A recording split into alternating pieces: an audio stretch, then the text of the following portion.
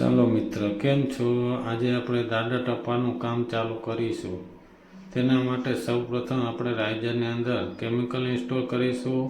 Install થયા પછી તેને વ્યવસ્થિત રીતે આપણે માપ કરીશું. આપણે માપ એટલું રાખવાનું છે કે આપણે ચડ ઉતર કરીએ તો તેમાં પ્રોબ્લેમ નહીં પડે. એટલા માટે આપણે 10.5 ઇંચનું માપ રાખેલું છે. માપના હિસાબે આપણે રાઇઝર કમ્પ્લીટ કરીશું. રાઇઝર કમ્પ્લીટ થઈ જાય ત્યારબાદ આપણે તેને વ્યવસ્થિત રીતે કાટખૂણો જોશું. કાટખૂણો જોવાઈ જાય પરફેક્ટ રીતે એટલે આપણે તેને ફેવિક્વિકની મદદથી રાઇઝરને ચિપકાવી આપશું. રાઇઝરનું માપ છે.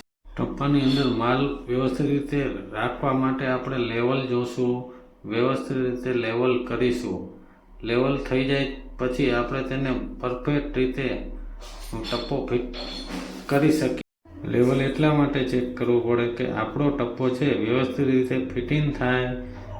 ફિટિંગ થયા પછી આપણે કોઈ જાતનો પ્રોબ્લેમ નહીં પડે ચડ ઉતર કરવામાં.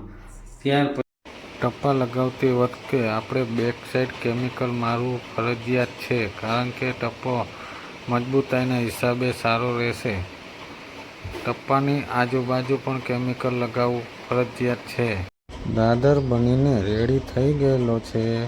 બહુ મસ્ત લાગે છે કણી મોલ્ડિંગ વાળો દાદર.